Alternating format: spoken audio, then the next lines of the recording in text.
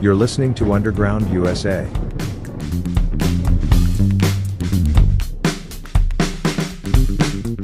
Here's this morning's segment on Talkback with Chuck Wilder, as broadcast on CRN Digital Talk Radio.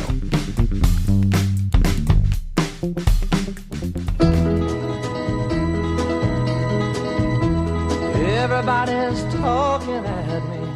CRN Digital Talk Radio, Chuck Wilder here, Swayed at the network. We're live across America and, believe it or not, all around the world at crntalk.com. All right. Without further ado, I want to go to the one and only host of the Underground USA podcast, heard everywhere podcasts are heard. He is the author of 6 monographs examining political and ideological threats facing our country.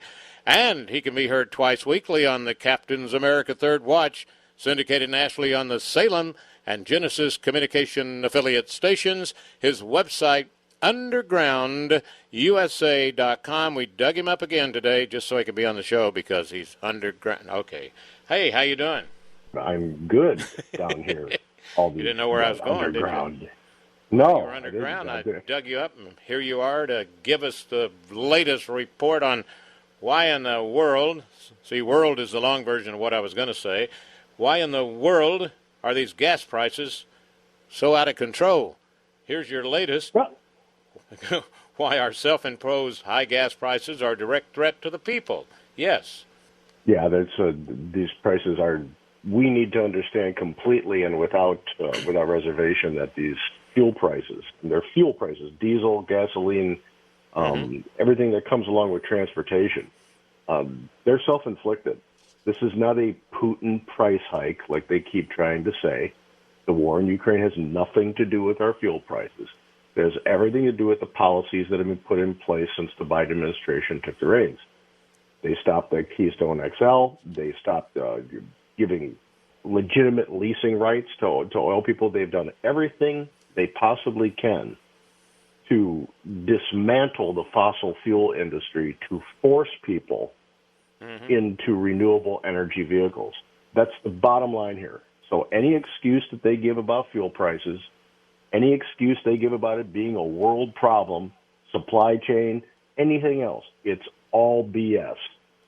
This is 100% their own making, and they're doing it on purpose to force you in to the green energy sphere, which is going to be controlled by the global elitists. So, right. Understand that, please. Yeah, that's the key note. And, and keep one name in mind, listener, as we go through all this. China. Okay, just, surely they must have some impact on this. Just keep that in mind, too, yeah. Well, China, China's, they consume fuel just like any other country, but they don't play by the monetary rules that the rest of the world plays by. Right. No global warming there, that's for sure, yes. They don't care. We may have all the ESG scoring impediments to a free economy here in the United States because we literally have a bunch of people who don't understand how an economy works, forcing environmental activism upon us. And this is a minority of people, by the way. A minority of people pushing their ideological system and their beliefs onto us and saying, you have to do it. That's not what happens in a free society. We have a right to choose what we want to do, and especially in a free marketplace, that's, we're allegedly supposed to be a capitalist-based country. And as much as the people on our college campuses want to cringe when they hear the word capitalist, it is the only economic system on the face of the planet through the history of time that has created a middle class and lifted people out of serfdom. So it's time we put that little canard to bed as well. Capitalism is not bad. Capitalism is freedom. Socialism is bad because socialism is totalitarian as oppression. You mentioned here that the people who stand to benefit most from owning an EV, all right, are often rural residents.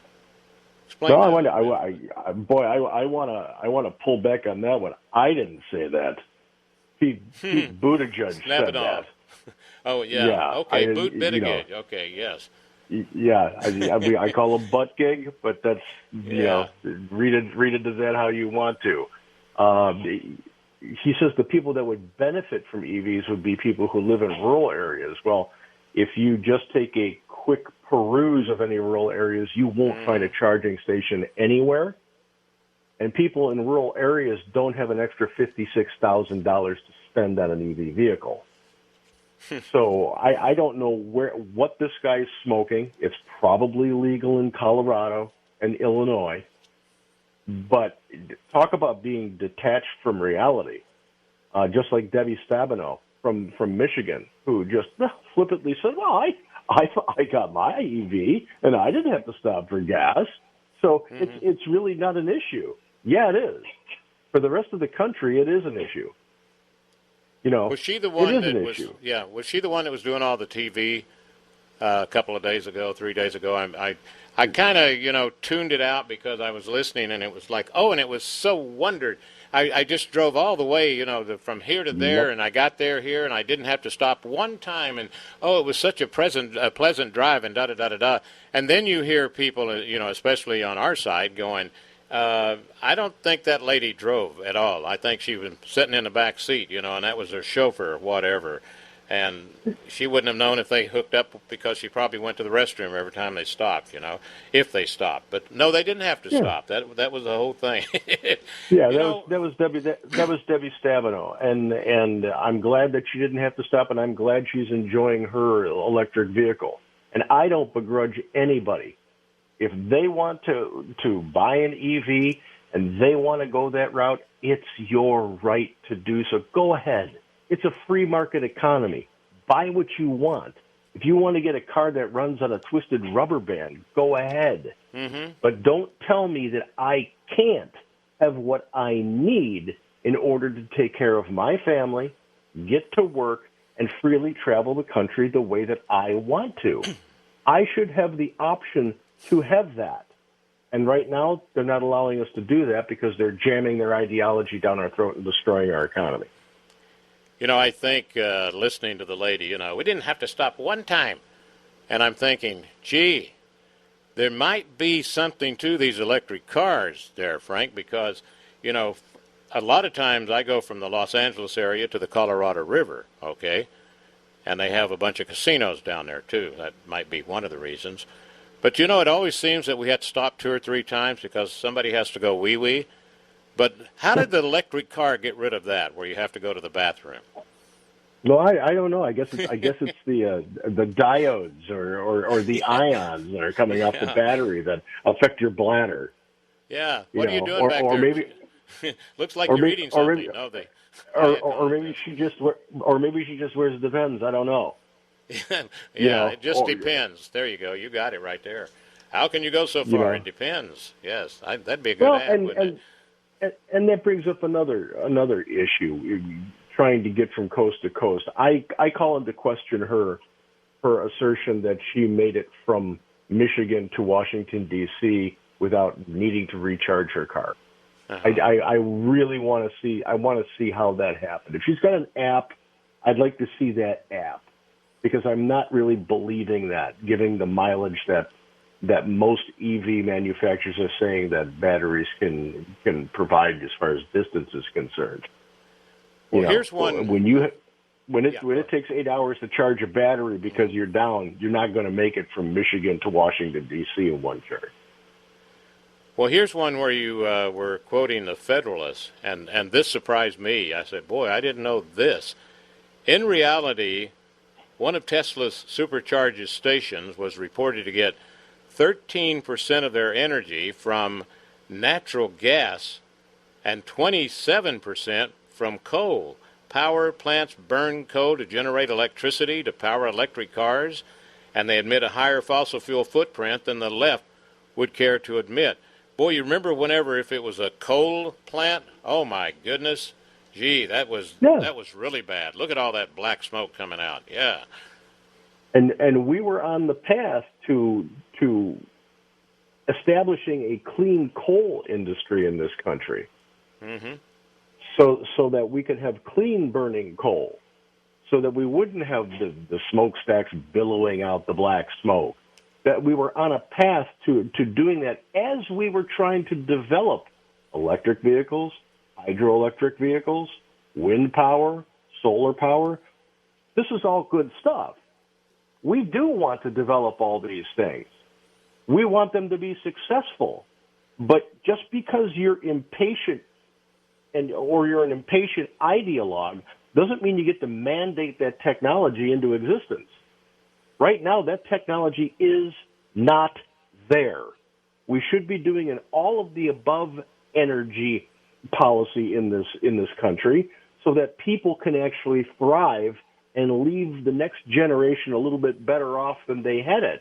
Right now, and you look at the mastery of the Treasury and the Federal Reserve, which again is not a government institution. It is a conglomerate of private banks. You see what they're doing to the economy right now, and all of this energy policy that the Biden administration is stuffing down our throats does not help that.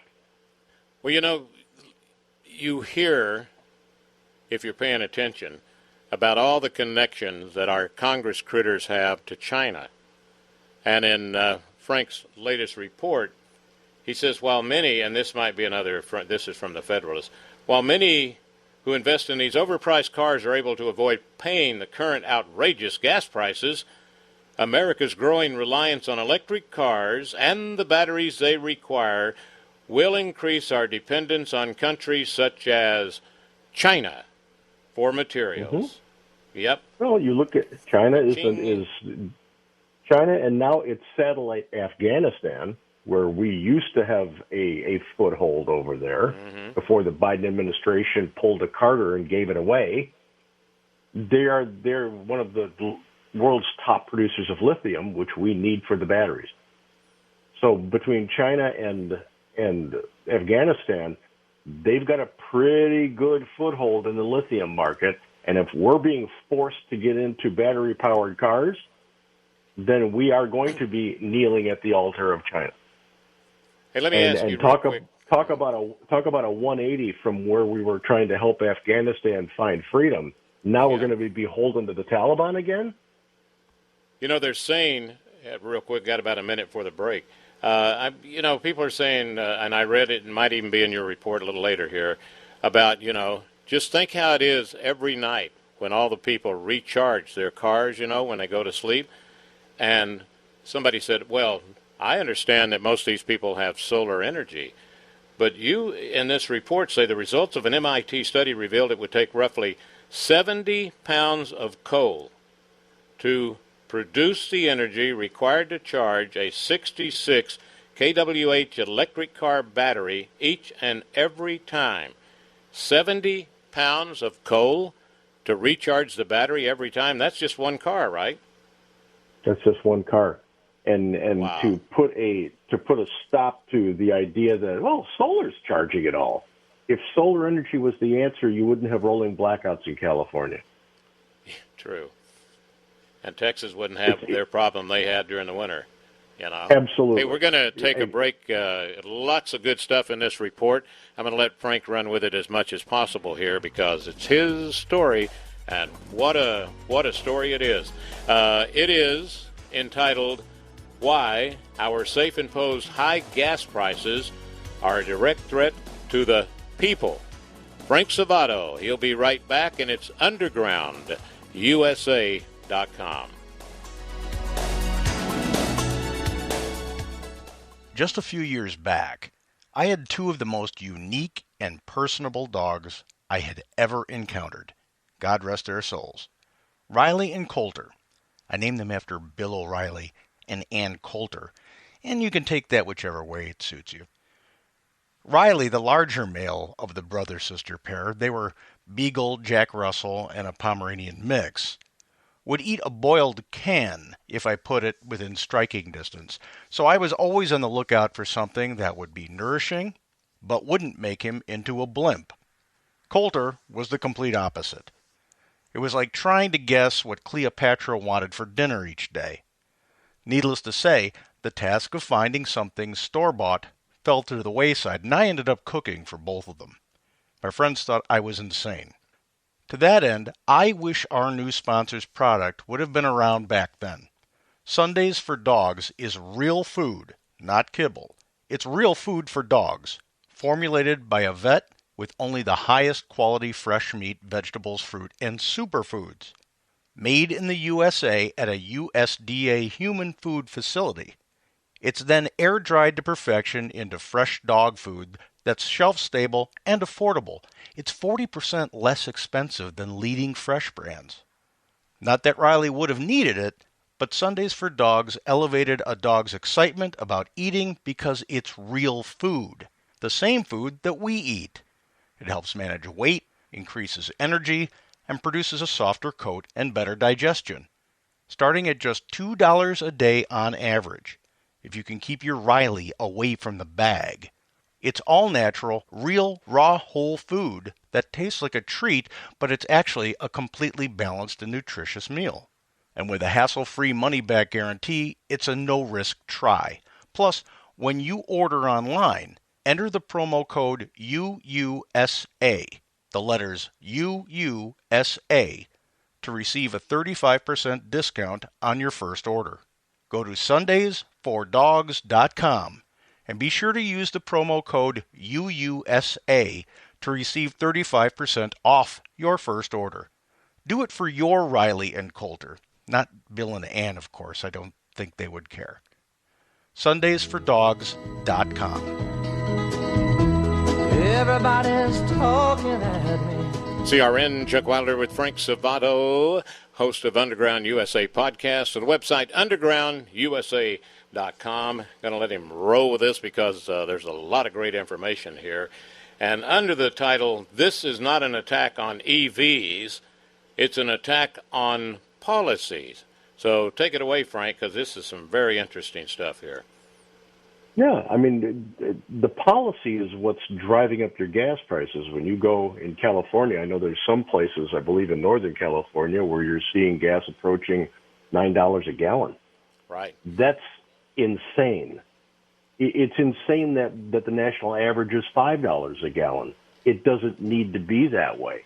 Going back just 2 years, our country was energy independent to the point where we were exporting oil, exporting natural gas, exporting everything that we produce because we have an abundance here of fossil fuel, and we know how to use it in a manner that's clean. Yeah. We even have technology that captures CO2, which I still find to be a little bizarre because plants need CO2 to live. But our policies back then were allowing our economy to thrive when it came to the energy sector. But you got to remember Today, that was the evil orange man. You know, I got to throw that in, okay? Yeah, the evil orange man caused all that good fortune. Go ahead. Oh yeah, he was horrible. You know, he was. Yeah. Remember when they say remember January 6th? Remember what the gas prices were. Yeah. That's what I remember about January 6th. I remember there were a bunch of people who were legitimately upset about the election and the fact that the Supreme Court didn't act with an argument between states, which is their sole purpose, and people expressed their anger. Some got stupid and broke some stuff. Yeah. But getting off just a tiny bit here, let me ask you this. Why is it that they're all going, you know, he said, well, you know, it's voter fraud, and that's what all stirred him up and all this stuff and blah, blah, blah. Why are they not bringing up the movie 2,000 Mules? And I'm talking about the Republicans when they start, you know, defending what happened on January 6th. And 2,000 Mules proved that it was voter fraud. I got a twofold answer to that question, Okay, Chuck. I'm waiting. One is that half of the Republicans in Washington are just part of the apparatus. You could interchange it with a D, an I, an S, or an R behind their name, and it doesn't matter. They're part of the problem. Right. So they don't care to have the elections on the up and up. They understand deep state, the corrupt deep state, and they understand the corrupt system serves them. So those people have to go. But the other point is Republicans couldn't message their way out of a wet paper bag. They don't know how to go in front of the media, use social media, use their own media channels to accurately message something that the people can consume and get outraged about. They don't know how to speak to the people. And it's been that way for a very long time. And one case in point, and I know I keep kicking this guy right in the crotch, but he deserves it every time I do it. You've got someone who can't speak clearly in Mitch McConnell leading the greatest debate stage in the history of man, that is the U.S. Senate. Yeah. And this guy is directly attached to somebody, his wife, their family owns the biggest shipping company in communist China. And you want this man leading you in the Senate? What is wrong with the Republicans in the Senate? You don't have to elect them in just because he's been there for 700 years. Yeah. I wonder how much ice cream he has in his freezer. You know what? It's probably Chinese ice cream. And I do that in case you people have to flash back to what's her face there, you know? Yeah. Nancy Pelosi. Yeah, it's funny how I can get that out of my head, her name, you know, and it used to just bounce right in there, and I thought, boy, you're doing good. It's not bouncing in there as quick as it used to. Nancy. Oh, there it goes. Okay. Hey, believe it or not, we're coming up on this, wonderful break here. Man, I almost went crazy here, Frank. We're coming up on another wonderful CRN break. And talking about getting the word out, you know, I got to give you so much credit, you know, with the Underground USA podcast and the undergroundusa.com that you do. And also, you got to give credit to CRN. I mean, we got 6 different channels, you know, that are blasting out there, and a lot of them deal with the politics and the truth of what's going on. So it's good to have us, and it's too bad we don't have more, you know. That's the bottom line. Frank Salvato, his website, undergroundusa.com. We'll be right back.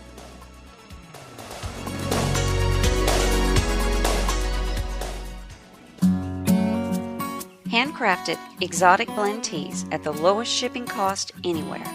Hi, I'm CJ, owner of the Emerald Coast Tea Company. We ship our premium gourmet blends with Sendle, offering you the lowest shipping prices anywhere, while also being carbon neutral. Excellent tea at the right price. Check us out at www.emeraldcoastteacompany.com. Honey, this ain't your mama's tea.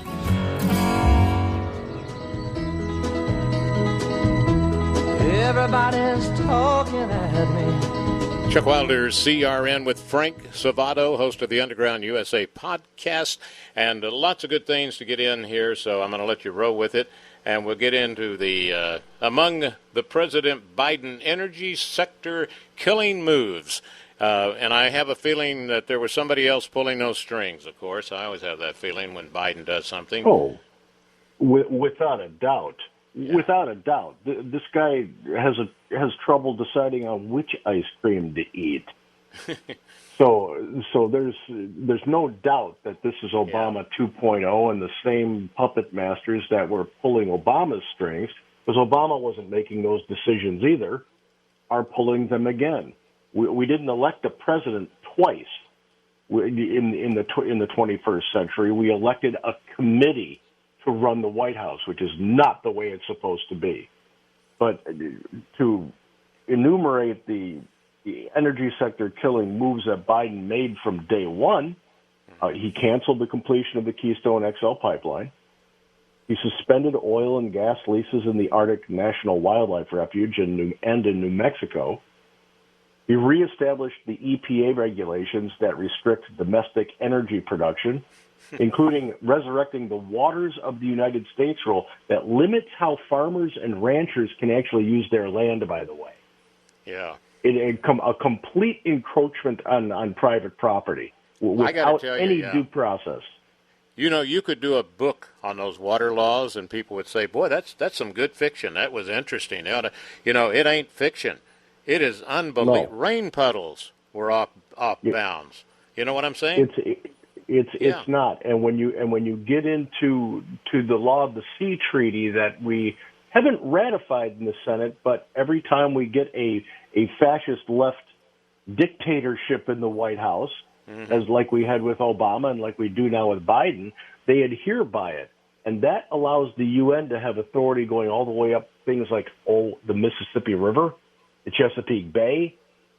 They don't realize the international water treaties when it comes into that. So if you want to like make your head explode, read up on the law of the sea treaty, which we adhere to, but has not been ratified.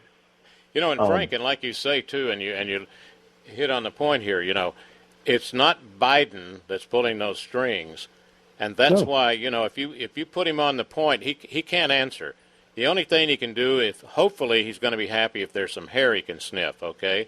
But he's not going to come out with an answer on his own and give you the truth. When he does, they immediately come back with a press release, or the White House press secretary runs to the podium to clarify his statement.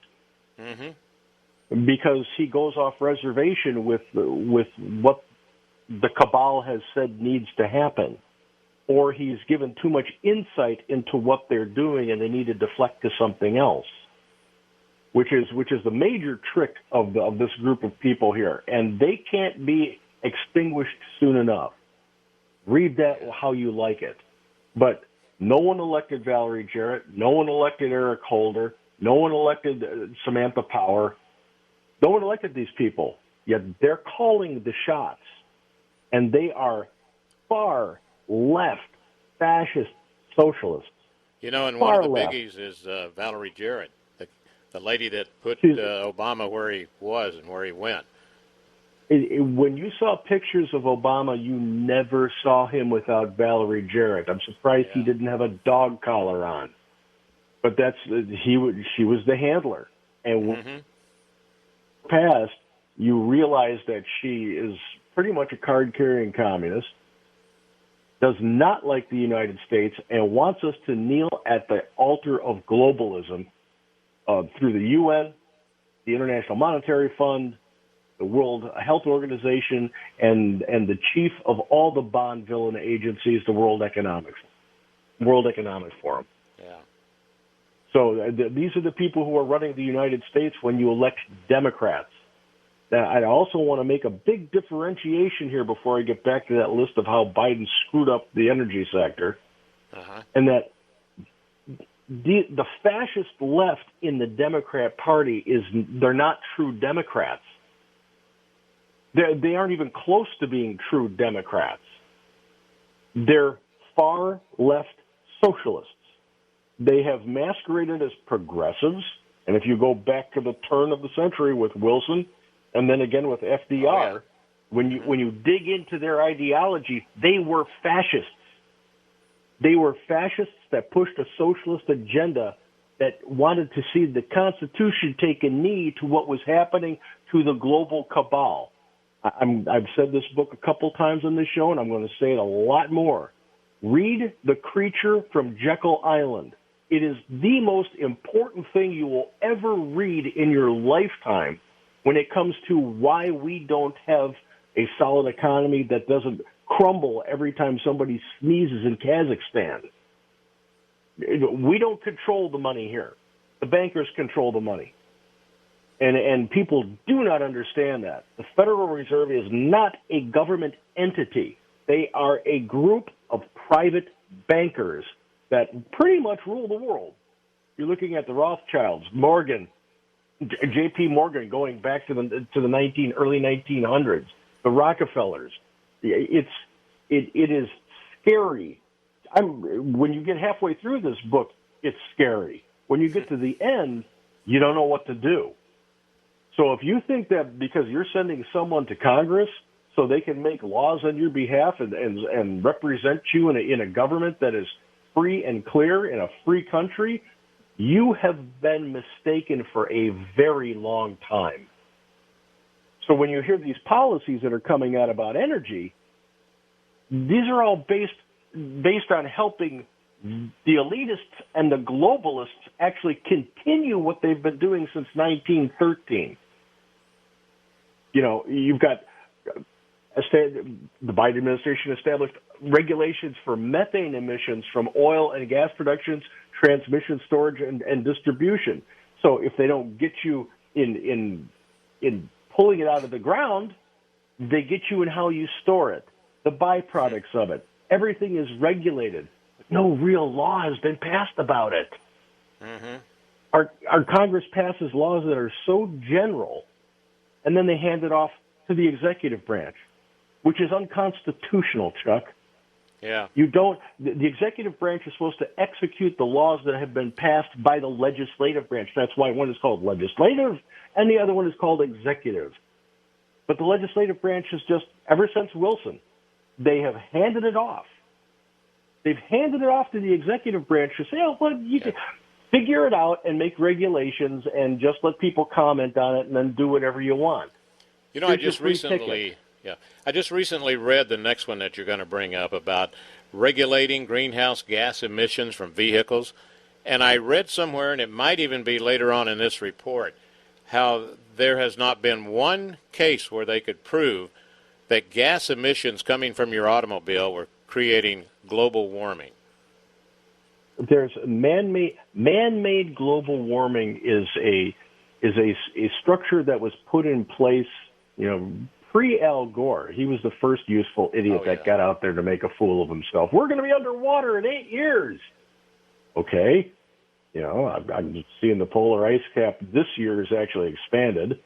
Mm-hmm. So the global warming didn't work. We're going to have global cooling. Their researchers go up there and they get frozen in the ice.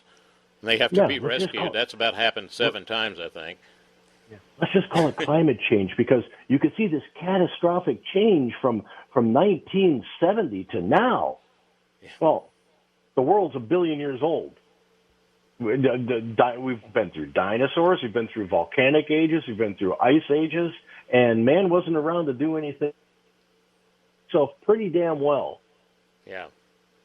If Nagasaki and Hiroshima can recover since 1945 from the strongest, most powerful thing that man has created, I think it's going to be okay because someone doesn't drive a Prius.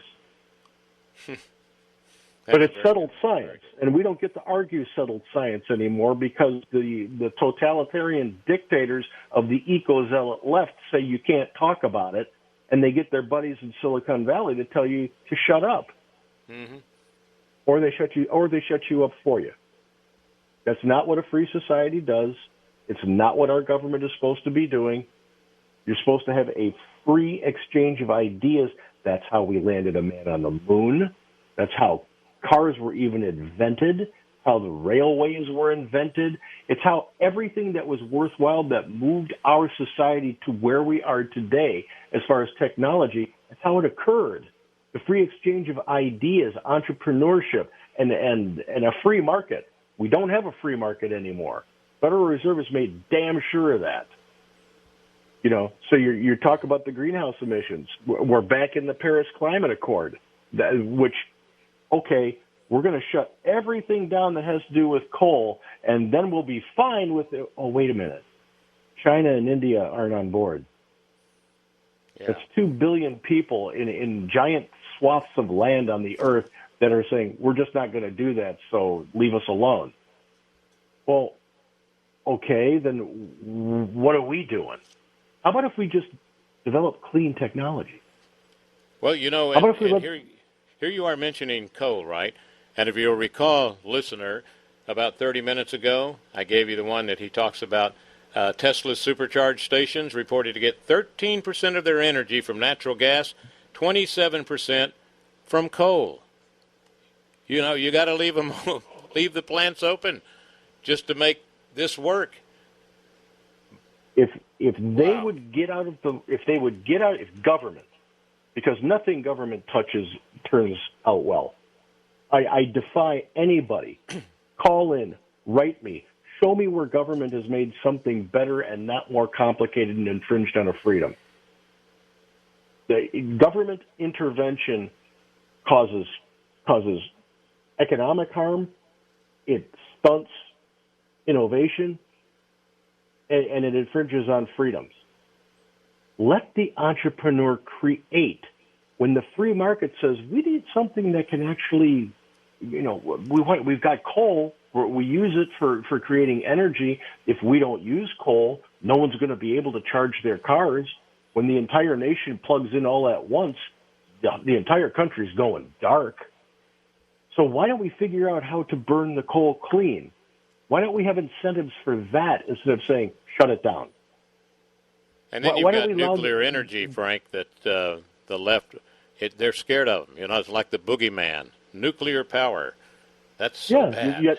Yet Europe is saying, let's open up more. If we're going down this green avenue, let's open up more nuclear power plants because it's the cleanest and most effective energy source that we've got today, the most powerful energy. We've learned how to harness it. But we can't do that because there's 14 people in a cult area of Oregon who think that if you start up a nuclear power plant, you're going to split the earth in two, and they've created a letter writing campaign to the media and people in Congress.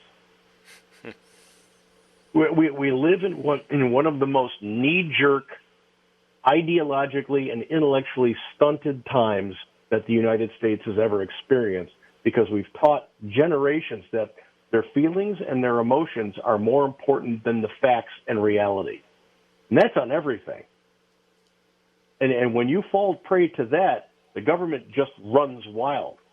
I was talking earlier this morning about the new gun laws that 10 Republicans are on board with getting passed.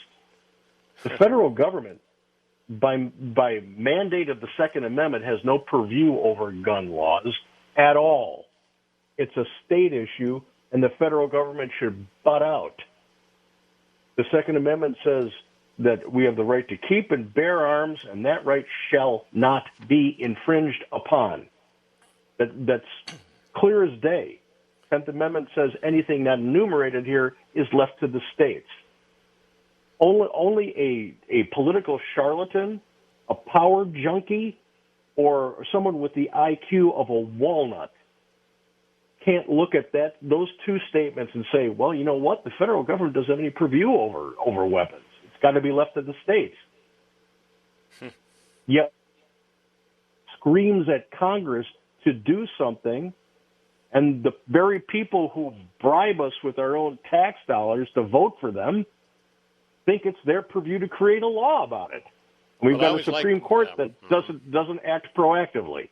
So I'll tell you what, and I always like to bring this up, nothing, not the National Firearms Act 1934, the Gun Control Act 1968, the 1994 Brady Act, and the federal assault weapon ban has made a dent. Neither school shootings or mass shootings in general declined when the bans took place. But here they'll come up with a brand new one, you know. You are absolutely spot on. All that gun laws do is make it harder for law-abiding citizens to be able to exercise their Second Amendment right. Criminals don't care. None of these gun laws have resulted in a decrease of violent crime in the streets of Chicago, which the media never talks about. 26 people shot last weekend in Chicago. If it happened anywhere else, if it happened near a school, you'd have every mini-cam in the United States there trying to figure out how to exploit the emotions of the parents. But nobody gives a damn that 26 people died in the streets of Chicago last weekend.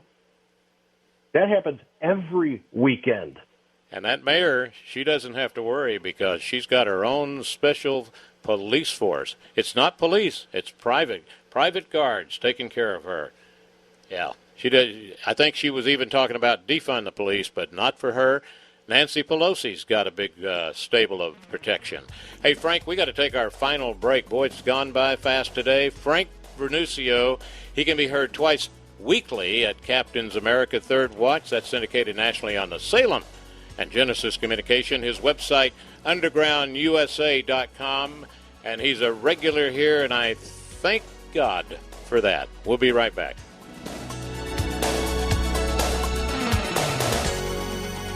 The woman I have searched for all my life, and that's a really long time when you get to be my age, was addicted to vaping.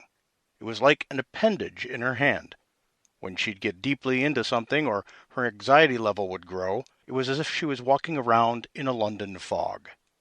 In our non-smoking culture, when we'd be out She'd always have to excuse herself to go outside to take a few puffs just to satisfy the craving.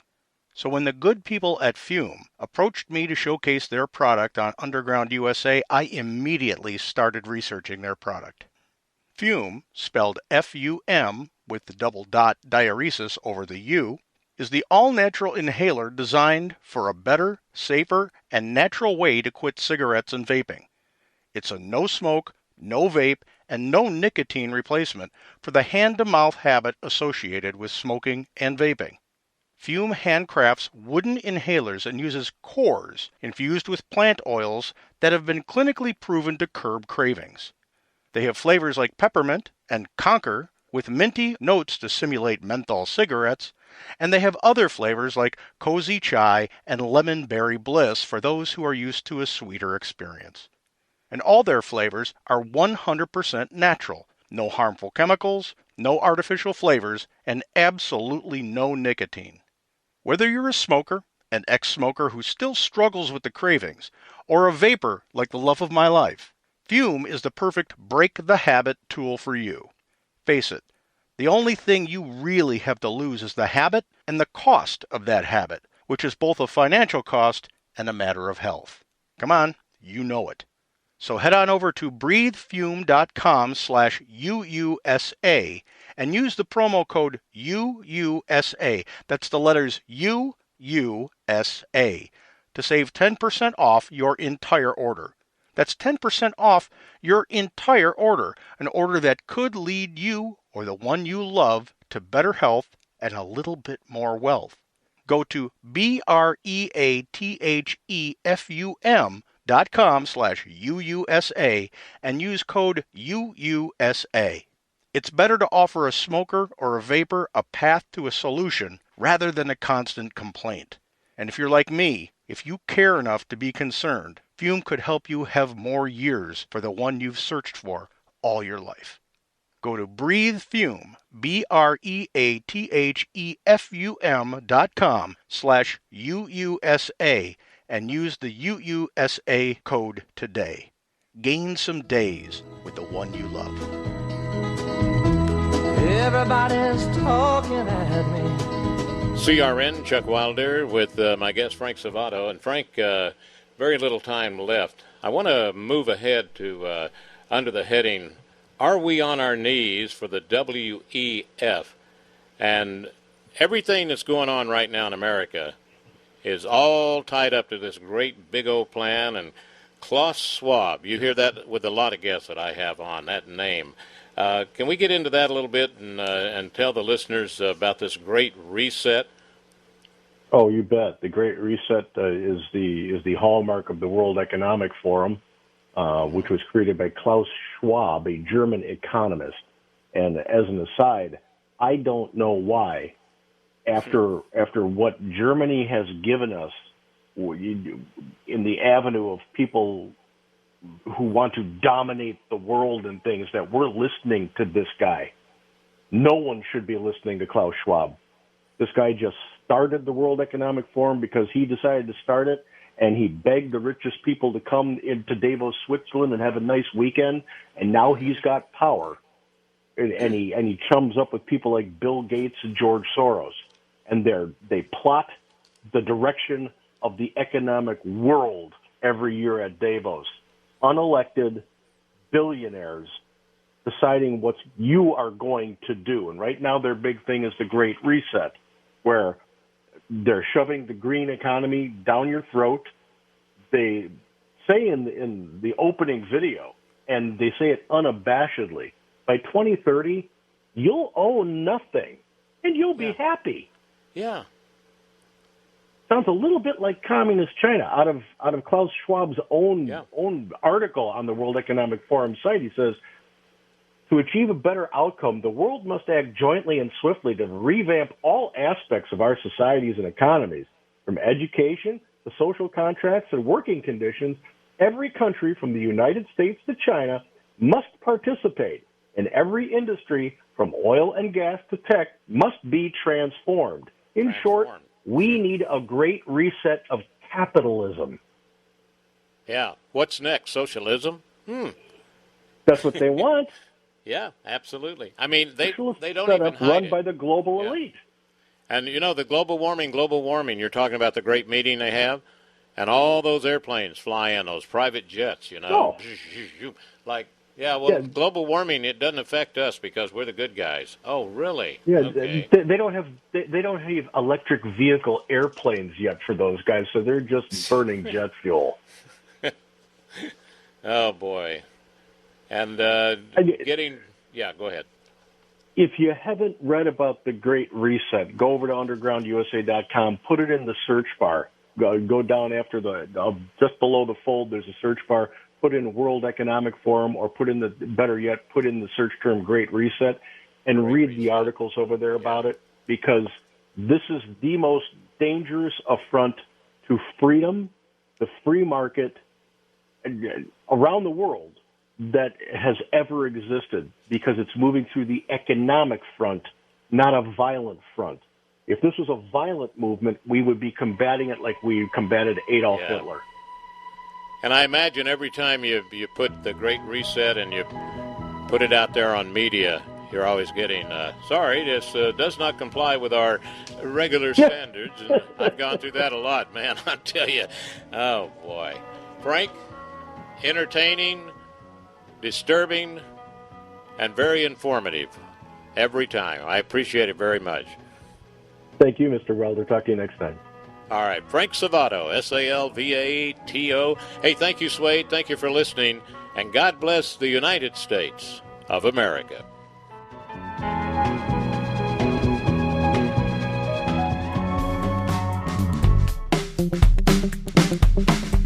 Please like the episode on the platform you're listening to us on, leave a comment if it lets you, and share us with your friends and family. Our influence grows when you share our podcast. And don't forget to sign up for our Substack, which comes directly to you, subverting the interference of the internet gatekeepers and social media censors.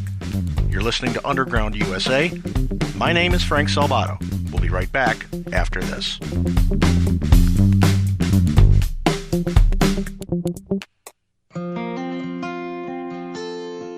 Hey, this is Judson Carroll with the Southern Appalachian Herbs Podcast. One thing Frank always reminds me to mention is that my books and my podcasts are not limited to my region of the Southern Appalachian Mountains. I'm a master herbalist with a working knowledge of hundreds of herbs that are available all around you no matter where you live and keep your family in optimal health. I'm now offering a free newsletter through Substack. Please find me on Substack at Judson Carroll Master Herbalist or judsoncarroll.com, and I look forward to communicating with you in the future. Thanks.